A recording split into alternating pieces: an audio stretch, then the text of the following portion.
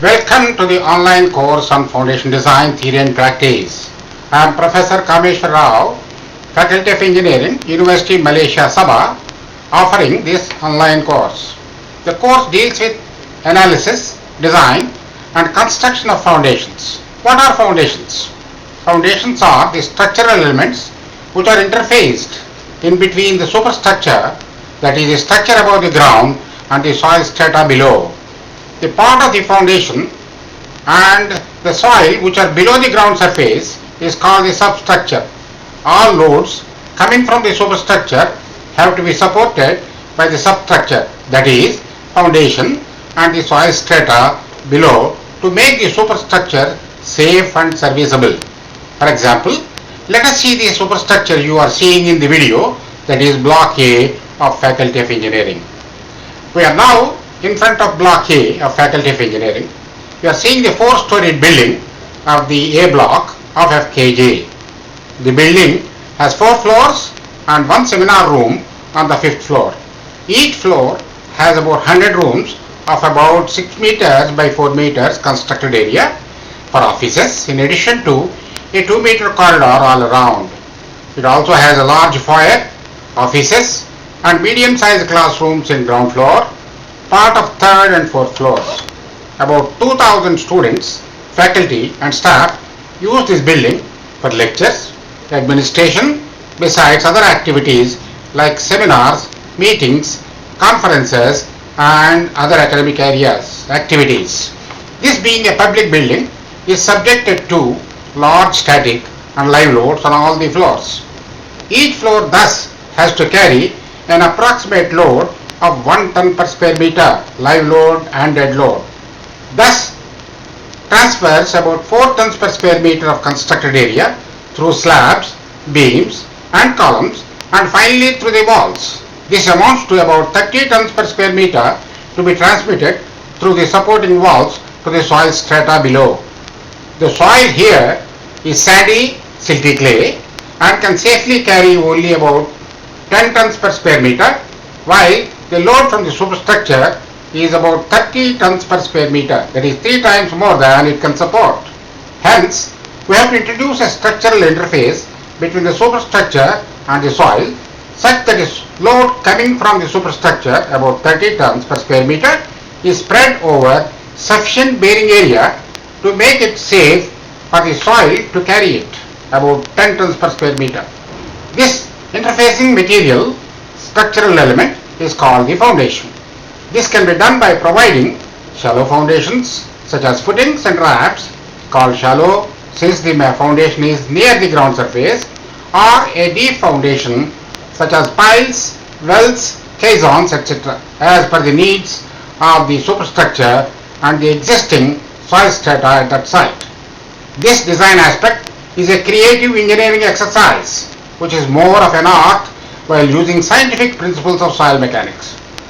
The design also has to comply with the country, state, city, local authority specified codes and practices, besides local available expertise for construction and materials and soil strata at site. Thus, the building load is transferred to the soil through a proper foundation below. This course deals with these aspects for the design, analysis and construction of shallow and deep foundations. We will be following several books and references besides available codes for the course content. In particular, we will be using the main textbook as Foundation Design, Theory and Practice, authored by me and published by John Billy and Sons, UK, Singapore in 2011. We are presenting the online course through several slides and audio narrations besides small videos wherever necessary for each lecture. Hope you will enjoy the course and learn the art of foundation design supported by science of soil mechanics. Have a wonderful time.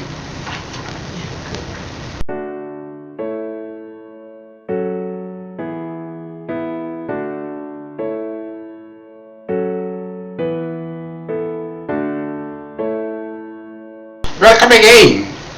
Let me give you an overview of the course in the next few sentences. It is well recognized that geotechnical engineering is an engineering science, but its practice is an art. Foundations are essential interfaces between the superstructure and the supporting soil at the site of construction. Thus, they have to be designed logically to suit the loads coming from the superstructure and the strength, stiffness and other geological conditions of the supporting soil. With enormous increase in construction activities all over the world, the structures and the foundations have become very sophisticated, while the supporting soil has to accommodate these variations and complexities.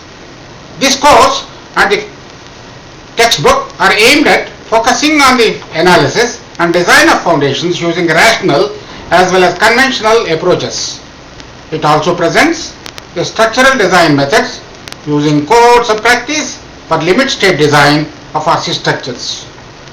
This course has evolved out of courses on foundation engineering taught by the author, formerly in Indian University of Technology, Kanpur, India, and presently in Faculty of Engineering, formerly known as School of Engineering and IT, Universiti Malaysia Sabah, Kota Kinabalu, Malaysia.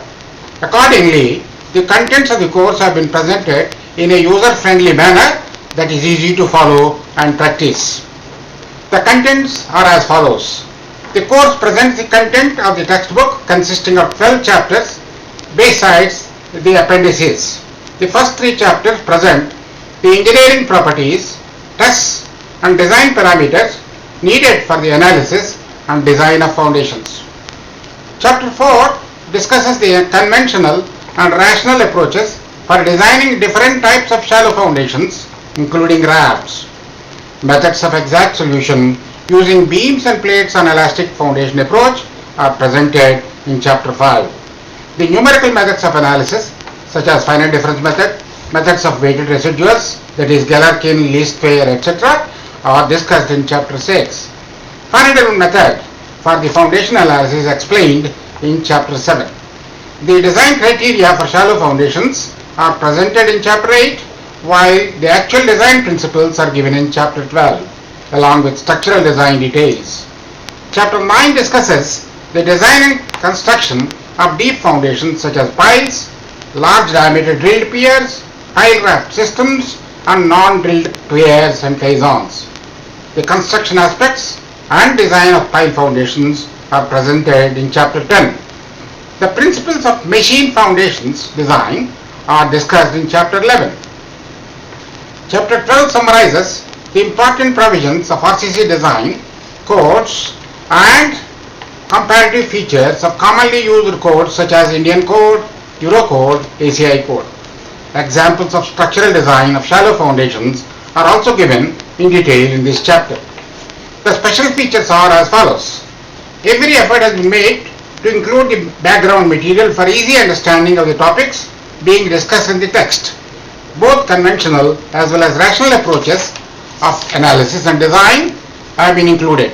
For example, provision of RCC codes, pile design and construction, vibration theory and construction practices, tests for obtaining the design parameters, etc. have been included in the respective chapters. Examples of structural design of foundations are also discussed in detail. Comparative features of different RCC codes relevant to foundation design are also discussed for helping the designers. Also, several examples have been worked out to illustrate the analysis and design methods presented herein. Assignment problems have been given at the end of the chapter for practice. The lecturer hopes that the online course will be a very useful resource for learning and practicing foundation engineering and design at undergraduate level as well as postgraduate level, besides being helpful in research, development and practice. Thank you once again. Good luck.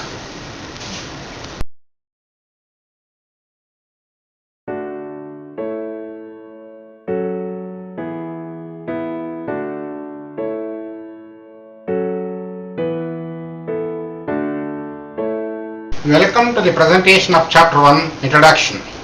We will study the following topics in this chapter. Foundations, soils and superstructures, classification of foundations, shallow foundations, deep foundations, selection of type of foundations, general guidelines for design, modeling, parameters, analysis and design criteria, and soil maps.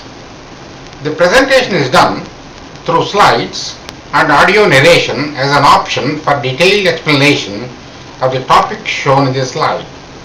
The narration is done using two of the guest voices available in the software. However, the first slide includes the option of few more direct audio narrations. Have a good time and enjoy the presentation. Foundations are essential to transfer the loads coming from the superstructure such as buildings, bridges, dams, highways, walls, tunnels, towers, and for that matter, every engineering structure. Generally, that part of the structure above the foundation and extending above the ground level is referred to as superstructure. The foundations in turn are supported by soil medium below. Thus, soil is also the foundation for the structure and bears the entire load coming from above. Hence, the structural foundation and the soil together are also referred to as the substructure. The substructure is generally below the superstructure and refers to that part of the system that is below ground level.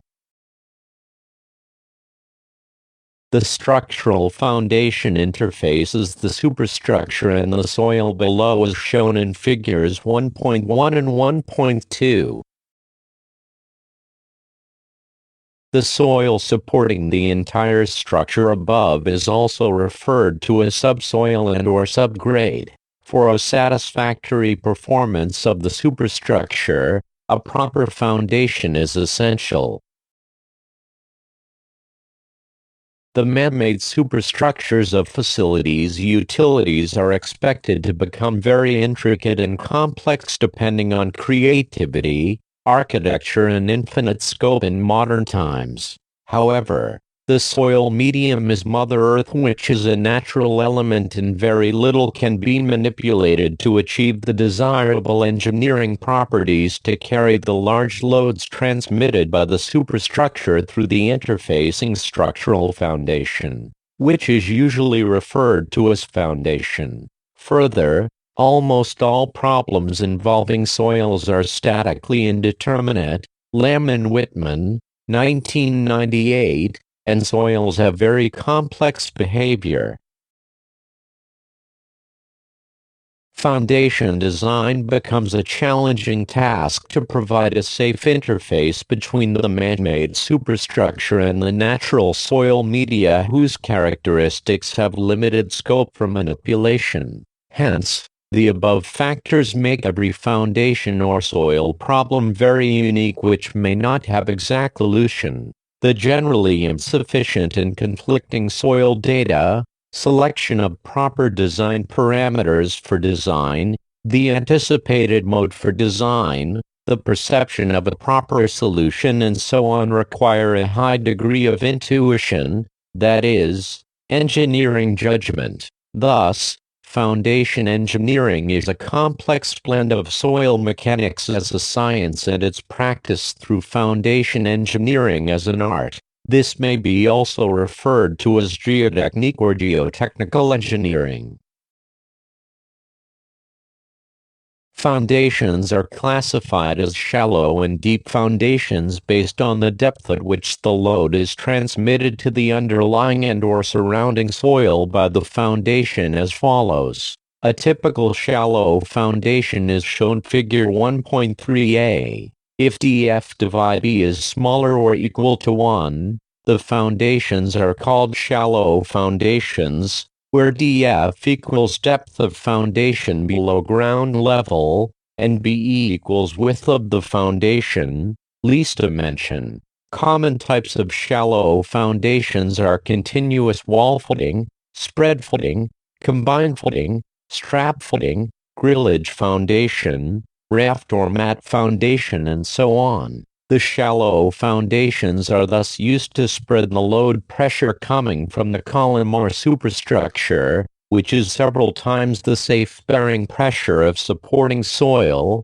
horizontally, so that it is transmitted at a level that the soil can safely support. These are used when the natural soil at the site has reasonable safe bearing capacity, acceptable compressibility, and the column loads are not very high.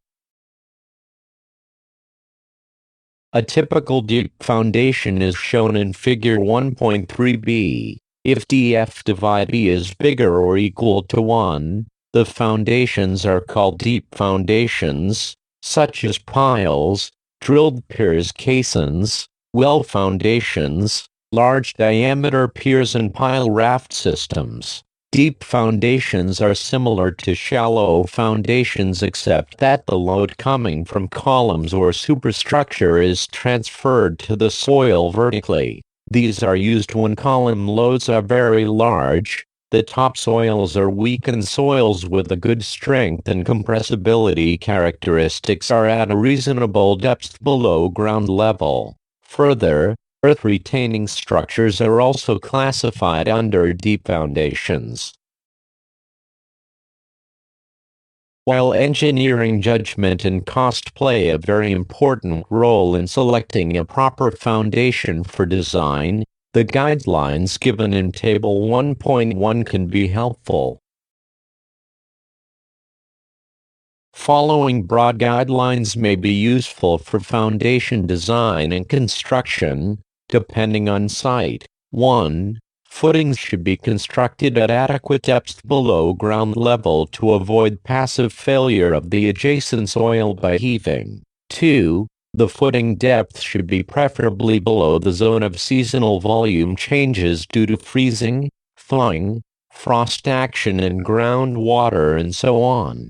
3. Adequate precautions have to be taken to cater for expansive soils causing swelling pressure, upward pressure on the footing. 4. The stability of the footing has to be ensured against overturning, sliding, uplift, flotation, tension at the contact surface, base of the footing, excessive settlement and bearing capacity of soil. 5. The foundation needs to be protected against corrosion and other harmful materials that may be present in the soil at site. 6. The design should have enough flexibility to take care of modifications of the superstructure at a later stage or unanticipated site conditions. All practical problems need to be reduced to physical models and behavior represented by corresponding analytical equations. The physical parameters of the system form the inputs in the mathematical equations for computing the responses. The models used should be simple enough that the physical parameters needed for computations are accurately and reliably determined using inexpensive test procedures. For example, in a foundation soil system, the foundation can be modeled as rigid, while the soil may be assumed to be elastic. The physical parameters needed in such a model are the elasticity parameters of the soil, that is, Young's modulus of elasticity, E, and Poisson's ratio, V, of soil. Naturally, E and have to be accurately determined for the soil under consideration, as they will be needed for the computation of the responses of the system. Thus, modeling, evaluation of parameters, and analysis are closely linked, and the solutions obtained are highly dependent on all these aspects. The responses thus obtained have to be judged using appropriate design criteria specified either by codes or evolved out of practice and/or experience. The design process necessarily has two vital components, namely the methods of analysis and experimental data, which have to be integrated with them to yield accurate results. However, both the methods and data depend entirely on the mechanism chosen for mathematical idealization of the system components. At this juncture, engineering judgment and experience is very useful. It may be noted that optimum accuracy in analysis and design can be achieved only by properly matching the data and analytical methods used. It is also obvious that any improvement either in the data alone or any sophistication in analytical methods alone can even reduce the accuracy of the results' predictions. Most countries prepared the maps of soil deposits based on the geological and geotechnical data available. These are very useful for a quick assessment of the project and its requirements. A map of soil deposits in India is given in Figure 1.4. Let us summarize the topic presented in this chapter. In this chapter, the common terms used in foundation design, that is, foundations, soils, superstructure and substructure, etc., have been explained.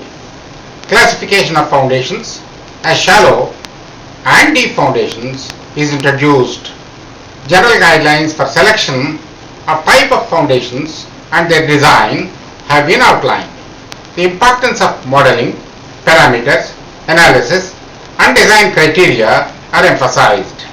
The use and importance of soil maps of each country is brought out. In the next chapter, we will review the engineering properties of soils which are needed for the foundation design and analysis. The methods of soil exploration, sampling and testing of the soils at site for determining these parameters are also discussed. Thanks and have a good day.